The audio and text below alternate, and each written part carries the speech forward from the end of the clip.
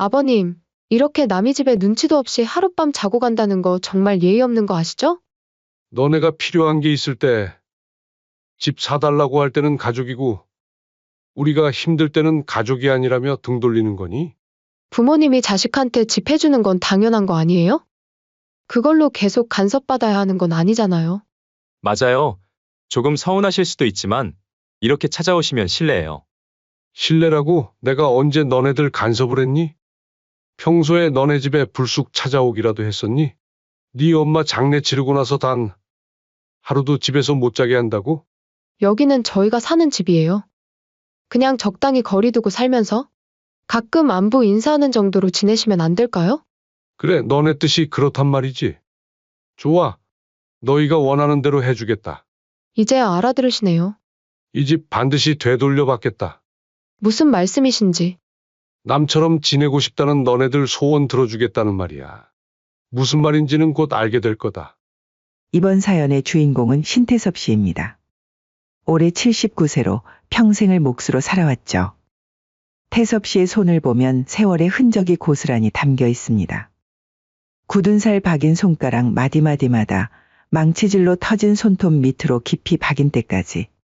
태섭 씨와 함께한 동반자는 부인 윤정옥 씨. 정옥 씨는 76세로 시장에서 반찬 가게 일부터 시작해서 식당 설거지, 포장 아르바이트까지 안 해본 일이 없었습니다. 부부가 합쳐봐야 초등학교 졸업장 하나 제대로 갖지 못했지만 일만큼은 누구보다 성실하게 해왔죠. 그들에겐 하나뿐인 아들이 있었습니다. 신도연이라는 이름의 39세 아들. 태섭 씨 부부의 모든 희망이자 인생의 목표였죠. 매일 새벽부터 나가서 일하면서도 단 한 번도 아들 앞에서 힘들다는 소리 안 했습니다. 도연이만큼은 우리처럼 살게 하지 말자. 그 말은 진심이었습니다. 태섭 씨가 무릎팍도서 비 오는 날에도 망치질하고 정옥 씨가 찬물에 손 담그고 설거지하는 것도 다 아들을 위해서였으니까요. 그리고 그 꿈은 이뤄졌습니다. 아들이 서울대에 합격한 날 태섭 씨는 술을 마셨습니다. 평소에 술도 안 하는 태섭 씨가 그날만큼은 소주 한 병을 다 비웠죠.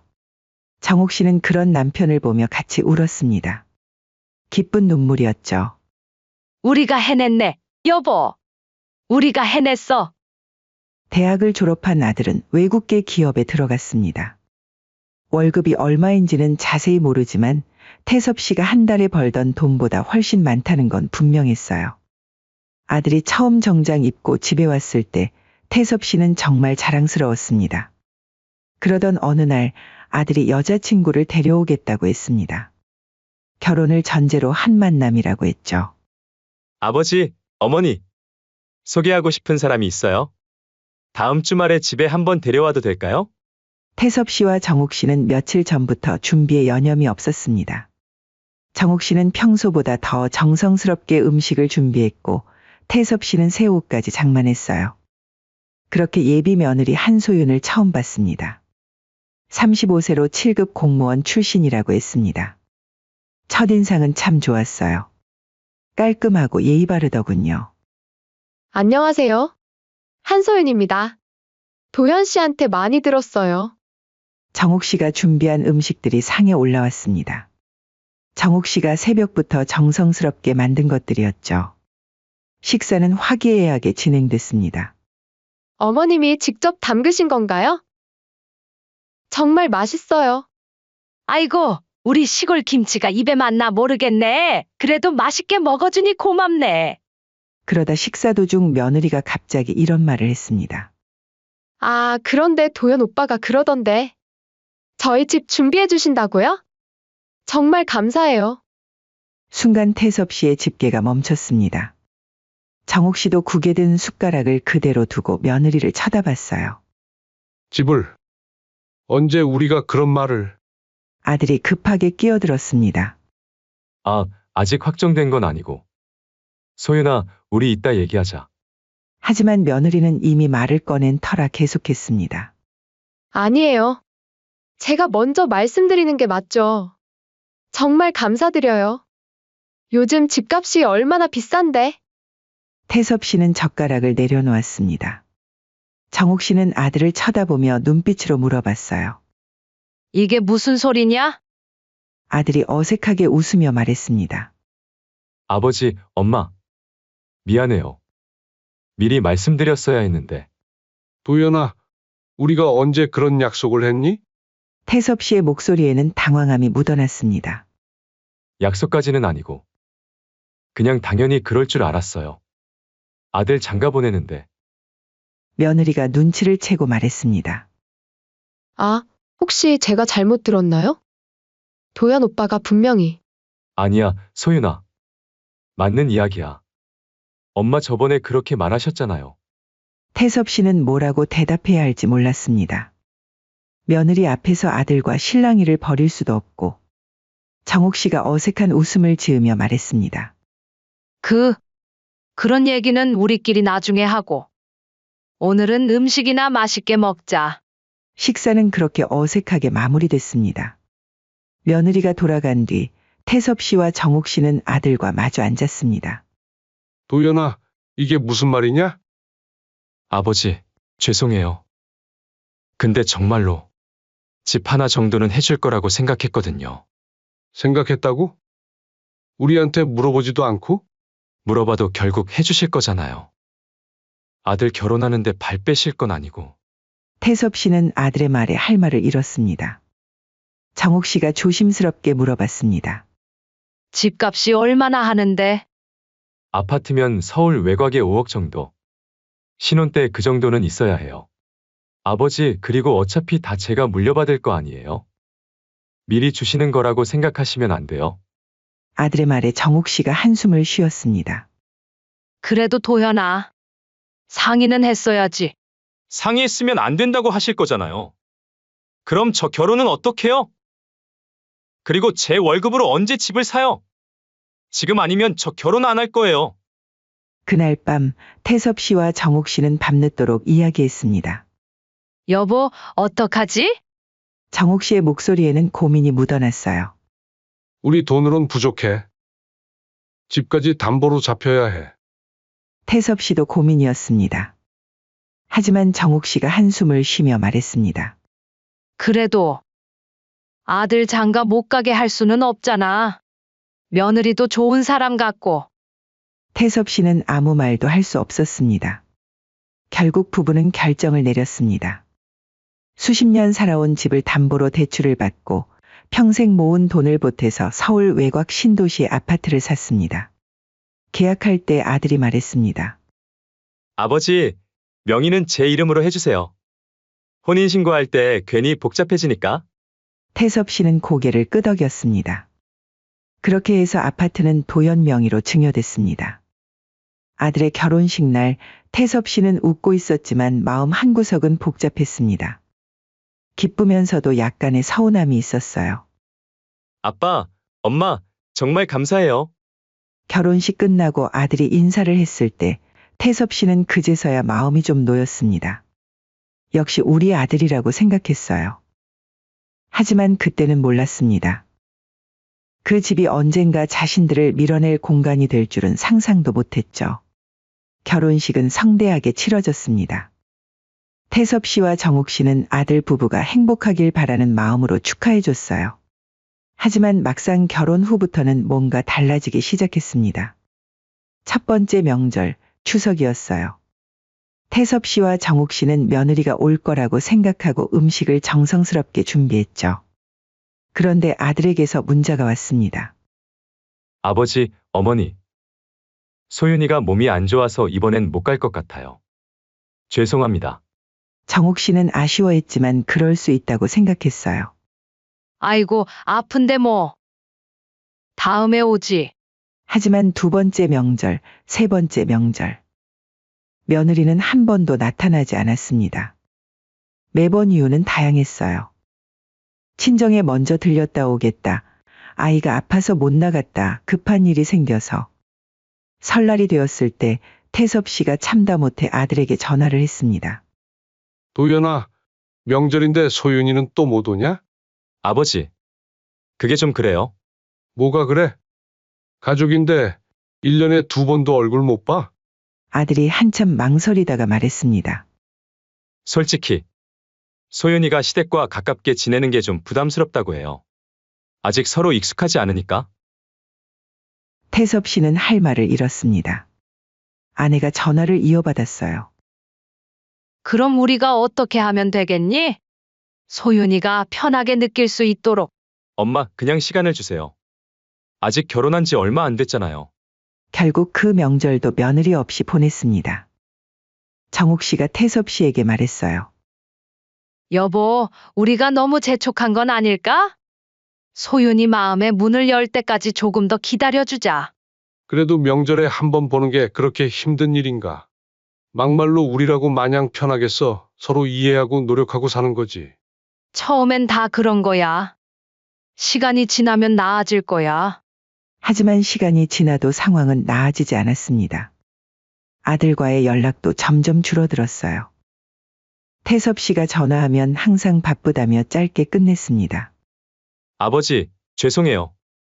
지금 회의 중이라서. 나중에 다시 연락드릴게요. 하지만 그 나중에 연락은 잘 오지 않았습니다. 문자를 보내도 대충 네, 알겠습니다. 라는 단답만 돌아왔죠. 그러던 중에 정욱 씨 몸에 이상이 왔습니다. 처음엔 소화가 안 된다고 했어요. 여보, 요즘 뭘 먹어도 체하는 것 같아. 태섭 씨는 나이가 들어서 그런 거라고 생각했습니다. 하지만 며칠 지나니 배가 아프다고 하더군요. 시골 병원에 가서 검사를 받았는데 의사가 큰 병원에 가보라고 했습니다. 태섭 씨는 서울까지 정욱 씨를 데리고 큰 병원에 갔습니다. 검사 결과를 기다리는 동안 태섭 씨는 설마했어요. 하지만 의사의 말은 청천벽력이었습니다. 난소암 말기입니다. 복강내로 전이가 많이 진행된 상태예요. 수술은 어려울 것 같고 항암 치료를 시도해 볼 수는 있습니다. 태섭 씨는 그 자리에서 무너질 뻔했습니다. 정욱 씨는 오히려 담담했어요. 그럼 항암 치료하면 되겠네요. 아들에게 연락을 했습니다. 도연아, 엄마가 입원하게 됐다. 전화 너머로 아들의 놀란 목소리가 들렸어요. 네? 갑자기 왜 어디가 아프신데요? 암이래. 난소암 말기야. 지금 어디 계세요? 제가 바로 갈게요. 아들이 금방 병원에 도착했습니다. 어머니를 보고는 울먹이더군요. 엄마 괜찮으세요? 왜 이렇게 갑자기? 태섭 씨는 병원 근처 고시원에 방을 하나 얻었습니다. 정욱 씨를 간병하기 위해서였어요. 아들도 처음 며칠은 자주 왔습니다. 하지만 점점 오는 횟수가 줄었어요. 아버지, 죄송해요. 회사에서 프로젝트가 끝나가는 시점이라. 이번 주는 좀 힘들 것 같아요. 회사 일이 바쁘구나. 엄마 이해하신다. 며느리는 한 번도 병문안을 오지 않았습니다. 아들에게 물어보니 이런 답이 돌아왔어요. 소윤이는 아이가 어려서 병원에 오기가. 3개월째 항암 치료를 받고 있을 때였습니다. 어느 날 태섭 씨가 정욱 씨 핸드폰에서 이상한 문자를 봤어요. 은행에서 온 대출 관련 문자였습니다. 당신, 이게 뭐야? 대출문에 문자가 왜 와 있어? 정욱 씨가 당황하며 대답했습니다. 아, 그게 실수로 잘못 눌렀나 봐. 하지만 태섭 씨는 뭔가 이상하다고 생각했어요. 다음 날 정욱 씨가 화장실에 간 사이 핸드폰을 확인해 봤습니다. 아들과의 대화 내용이 있었어요. 엄마, 급하게 돈이 필요해요. 얼마나? 2천만 원 정도. 회사에서 투자 기회가 생겼는데 놓치면 안 되거든요. 그렇구나. 엄마가 알아볼게. 태섭 씨는 혈압이 확 올랐습니다. 아픈 어머니에게 돈을 빌리려고 한다니. 더 화가 난 건 정욱 씨가 자신한테는 말도 안 하고 대출을 알아보고 있었다는 거였어요. 당신, 이게 뭐야? 태섭 씨가 핸드폰을 들고 물었을 때 정욱 씨가 눈물을 흘렸습니다. 미안해, 여보. 도현이가 돈이 급하다고 하는데 내가 뭘 도와줄 수 있는 게 없잖아. 아픈 몸에 무슨 대출 이야기를 해? 도연이 이놈 자식은 제정신이야? 여보, 화내지 마. 그래도 아들이잖아. 나도 이젠 오래 못 살 것 같은데 마지막으로 아들 도와주고 싶어. 태섭 씨는 목이 메었습니다. 정옥 씨가 자신의 죽음을 받아들이고 있다는 걸 처음 느꼈어요. 당신이 죽는다는 소리 하지 마. 치료받고 나으면 돼. 여보, 그 돈 좀 마련해줘. 내 부탁이야. 결국 태섭 씨는 시골에 가서 밭을 팔았습니다. 2천만 원을 마련해서 아들에게 보내줬어요. 아들은 고마워하긴 했지만 뭔가 당연하다는 듯한 태도였습니다. 아버지, 고생 많으셨어요. 나중에 꼭 갚을게요. 하지만 정옥 씨의 상태는 갈수록 나빠졌습니다. 항암 치료의 부작용으로 머리카락이 다 빠지고 몸무게도 20kg 넘게 빠졌어요. 먹는 것도 토해내고 하루 종일 침대에만 누워 있었습니다. 아들은 더 뜸해졌습니다. 한 달에 한 번 오면 다행이었어요. 아버지, 정말 죄송해요. 회사 일이. 승진 심사 때문에 빠질 수가 없어서요. 정옥 씨는 그런 아들을 보며 웃었습니다. 도현이 바쁘지. 엄마가 이해한다. 어느 날 새벽 정옥 씨가 태섭 씨를 깨웠습니다. 여보, 너무 아파. 그날 정옥 씨는 응급실에 실려갔고 그 후로 의식을 잃었습니다. 태섭 씨가 아들에게 급하게 연락했어요. 도연아, 엄마 상태가 안 좋다. 어서 와라. 아들이 병원에 도착했을 때는 이미 늦었습니다. 정옥 씨는 아들의 얼굴도 못 보고 조용히 눈을 감았어요. 엄마. 아들이 울부짖었지만 이미 모든 게 끝난 후였습니다. 태섭 씨는 정옥 씨의 손을 잡고 있었는데 그 손이 차가워지는 걸 느꼈어요. 마지막까지 정옥 씨는 아들 걱정만 했습니다. 의식을 잃기 직전에 태섭 씨에게 말했어요. 여보, 도현이 잘 부탁해요. 태섭 씨는 그 말을 듣고 가슴이 아팠습니다. 마지막까지 아들 걱정만 하다간 아내가 안쓰럽고 그런 어머니의 마음도 모르고 뜸하게 병문안 온 아들이 원망스러웠어요. 장례 준비를 하면서 태섭 씨는 생각했습니다. 이제 나 혼자 남았구나. 아들은 장례식 내내 울었습니다. 정작 어머니가 살아계실 때는 그렇게 바빠하더니 이제 와서 우는 게 무슨 의미가 있을까요?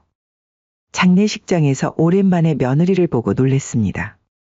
병문안도 안 오는 며느리가 장례식은 올까 싶었는데 왔기 때문이죠. 검은 옷을 입고 와서 절을 했지만 태섭 씨에게는 별말이 없었어요. 조문객들한테만 정중하게 인사하더군요. 죄송합니다. 시어머님께 잘 못해드렸는데. 하지만 태섭 씨는 그 말이 형식적으로만 들렸습니다. 정말 미안하다면 살아계실 때 한 번이라도 병문안을 왔어야 하지 않을까요? 정옥 씨가 세상을 떠나고 나니 태섭 씨는 정말 외로웠습니다.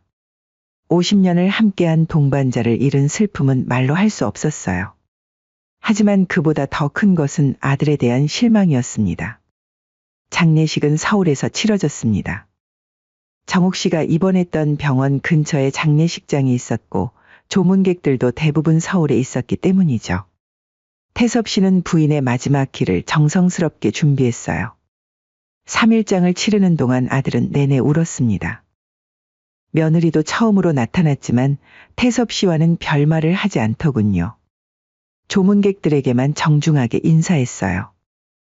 장례식이 끝나고 태섭 씨는 막막했습니다. 시골집으로 혼자 내려가기도 쓸쓸하고. 그래서 별다른 말 없이 캐리어를 끌고 아들 집을 찾아갔어요. 하루만 묵고 내려갈 생각이었습니다. 현관문을 눌렀을 때 도연이 나왔습니다. 예상치 못한 표정이었어요. 아, 아버지. 왜 오셨어요? 장례 치르고 나니 허전해서 하루만 여기서 자고 내려갈까 하고. 며느리가 뒤에서 나왔습니다. 표정이 굳어 있었어요. 아버님, 꼭 여기서 주무셔야겠어요? 하루만 신세 좀 져도 될까? 내일 아침에 바로 내려갈게. 며느리가 한숨을 쉬며 말했어요. 그럼 방 정리를 해드려야 하는데요. 지금 다 창고로 쓰고 있어서. 며느리의 눈치를 본 아들이 어색하게 끼어들었어요. 아버지, 미안해요. 갑자기 오시니까. 그럼 차라리 호텔이라도 잡아드릴게요. 불편하실까 봐요. 아니다. 호텔로 갈 거였으면 집으로 내려갔지. 결국 며느리가 억지로 작은 방 하나를 치웠습니다.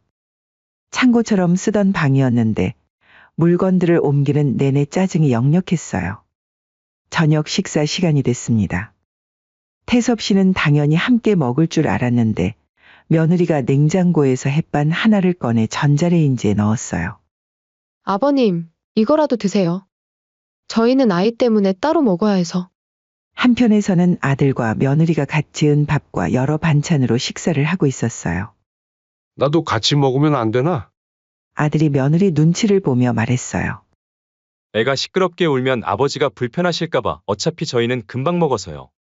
태섭 씨는 할 말을 잃었습니다. 밤이 되어 이불을 깔고 누웠는데 태섭 씨는 잠이 오지 않았습니다. 아직까지는 아내의 죽음을 받아들이기 어려웠기 때문이죠. 목이 말라 물을 마시러 나갔는데 거실에서 아들 부부가 속삭이는 소리가 들렸어요. 내일 가시는 거 맞지? 며느리의 목소리였어요. 그렇다고 하셨어. 다행이다. 솔직히 너무 불편해. 얼른 내려가셨으면 좋겠어. 그렇게 눈치를 드렸는데도 굳이 우리 집에서 자겠다고 하시네. 그래도 어머니 돌아가시고 나서 혼자 계시니까. 알아. 근데 우리도 우리 삶이 있잖아. 혹시나 해서 하는 말인데 나 시아버님 모시기 싫어. 다음번에는 이런 일 또 있으면 화낼 거야, 알아도.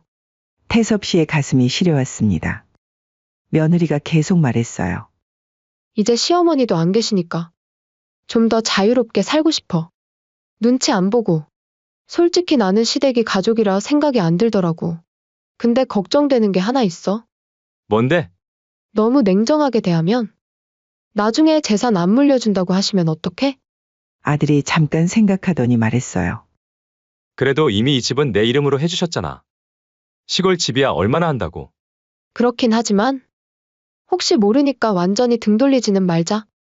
적당히 거리 두면서. 알았어. 앞으로는 오실 때 미리 연락하시라고 해야겠어. 바쁘다고 핑계 댈 수도 있고. 그게 나을 것 같아. 서로 부담스럽지 않게. 태섭 씨는 더 들을 수가 없었습니다. 재산 걱정까지 하면서 자신을 귀찮아하다니. 그 다음날 아침 며느리가 또 햇반만 데워줬습니다. 아버님 식사하세요. 저희는 아이 때문에 일찍 먹었어요. 태섭 씨가 참지 못하고 말했습니다. 소윤아, 도연아. 어젯밤 들었다. 두 사람이 깜짝 놀랐어요. 뭘요? 너희가 나를 부담스러워한다는 거. 재산 걱정도 하면서 말이야. 며느리가 당황하며 말했어요. 아, 그게. 그런 뜻이 아니었는데. 그런 뜻이 아니라고? 나랑 남처럼 지내고 싶다면서 재산 물려받는 걱정은 하고? 아들이 어색하게 말했어요. 아버지, 저희도 지금 신혼이잖아요. 아이도 어리고. 좀 시간을. 태섭 씨의 화가 치밀어 올랐습니다. 신혼? 결혼한 지 몇 년이 됐는데 신혼이야? 며느리가 뻔뻔하게 대답했어요. 그런 게 아니라 서로 편하게 지내는 게 좋지 않을까요? 너무 자주 보면 오히려 불편하잖아요. 편하게? 내가 너희한테 불편하다고. 네. 어제 저희가 하는 얘기가 조금 정없게 들리실 수는 있어도 틀린 말은 아니잖아요. 가족도 아닌데 이렇게 남의 집에 눈치도 없이 하룻밤 자고 간다는 것도 예의 없는 거 아닌가요? 당연히 불편할 수밖에 없죠. 너네가 필요한 게 있을 때 집 사달라고 할 때는 가족이고 우리가 힘들 때는 가족이 아니라며 등 돌리는 거니? 그건 도연 씨 결혼할 때 주신 거잖아요. 결혼 축하금 같은 거죠. 축하금? 5억이 축하금이야? 그게 아니라 부모님이 자식한테 집 해주는 건 당연한 거 아니에요? 그걸로 계속 간섭받아야 하는 건 아니잖아요. 아들마저 며느리 편을 들었어요. 아버지, 조금 서운하실 수도 있지만 저희도 독립된 가정이니까. 너무 자주 오시면. 태섭 씨는 믿을 수 없었습니다. 독립된 가정? 내가 언제 너네들 간섭을 했니? 평소에 너네 집에 불쑥 찾아오기라도 했었니? 너 엄마 장례 치르고 단 하루도 집에서 못 자게 한다고? 며느리가 결정타를 날렸어요. 여기는 저희가 사는 집이에요. 가끔 안부 인사하는 정도로 지내시면 안 될까요? 태섭 씨가 캐리어를 들고 현관으로 향했습니다. 좋다. 너희가 원하는 대로 해주겠다.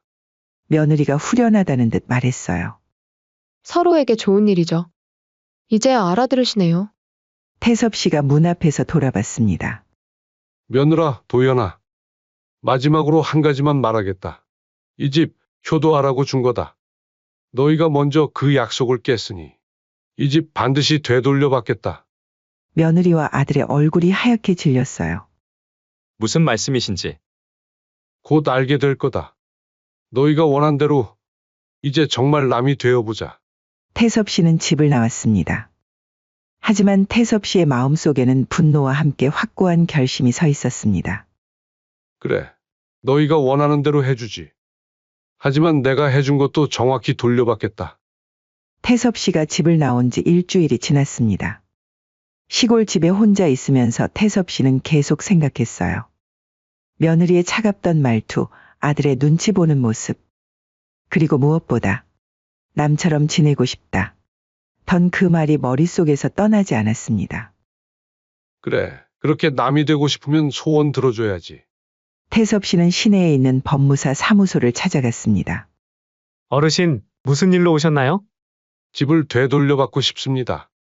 아들한테 준 집 말입니다. 법무사가 자세한 이야기를 들어보더니 고개를 끄덕였어요.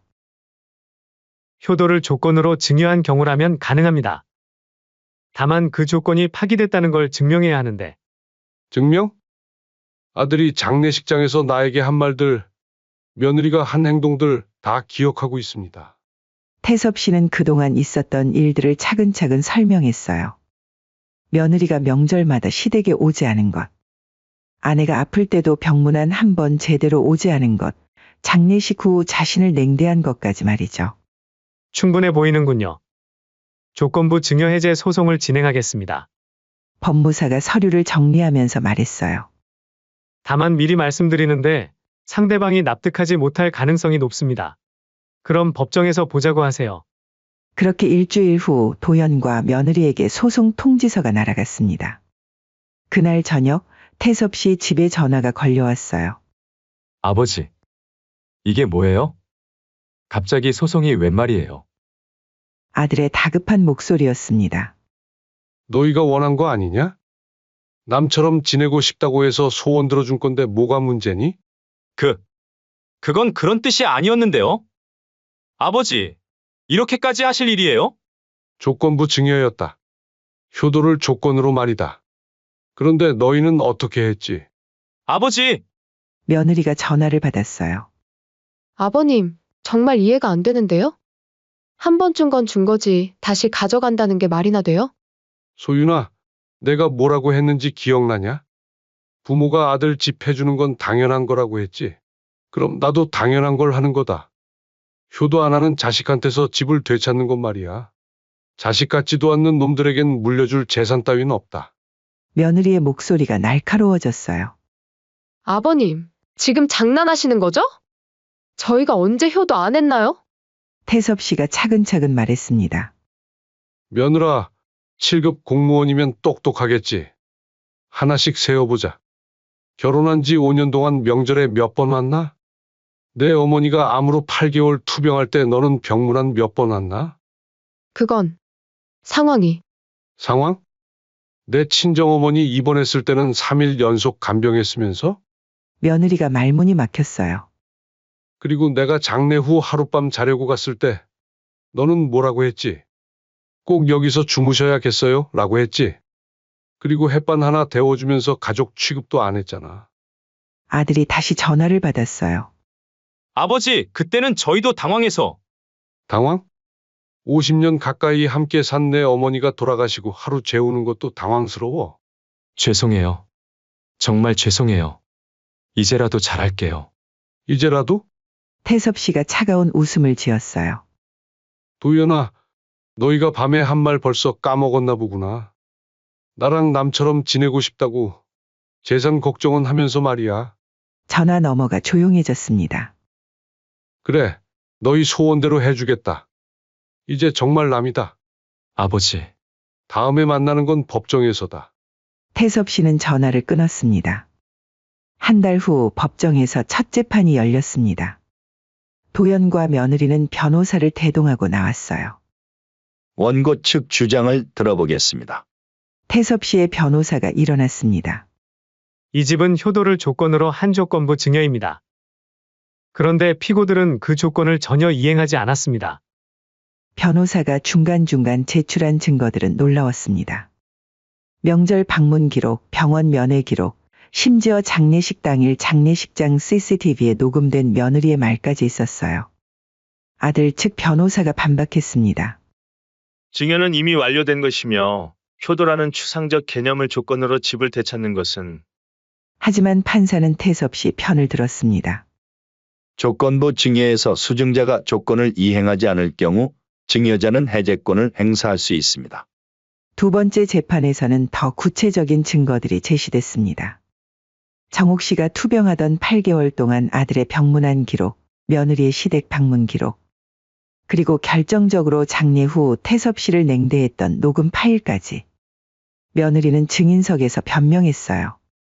저도 시어머니를 가족이라 생각했어요. 하지만 아이가 어려서. 그럼 왜 아이를 데리고 병문안을 갈 생각은 안 하셨나요? 며느리가 대답하지 못했습니다. 아들도 마찬가지였어요. 어머니 투병 때 한 달에 한 번 오는 게 효도라고 생각하셨나요? 저도 회사 일이 바빠서. 그런데 장인어른과 낚시는 갈 시간은 있으셨군요. 마침내 최종 판결이 났습니다. 피고들의 행위는 효도라는 증여 조건을 현저히 위반한 것으로 판단됩니다. 따라서 원고의 증여 해제 요구를 인정합니다. 법정에서 나오며 며느리가 태섭 씨에게 다가왔어요. 아버님, 정말 이렇게까지 하실 거예요? 저희도 반성하고 있는데. 태섭 씨가 차갑게 말했습니다. 소윤아, 내가 그랬잖아. 부모가 아들 집 해주는 건 당연한 거라고. 그럼 자식이 부모한테 효도하는 것도 당연한 거 아니냐? 그건 너희는 의무는 저버리고 권리만 누리려고 했어. 하지만 세상에 그런 법은 없다. 아들이 마지막으로 애원했어요. 아버지, 제발. 한 번만 봐주세요.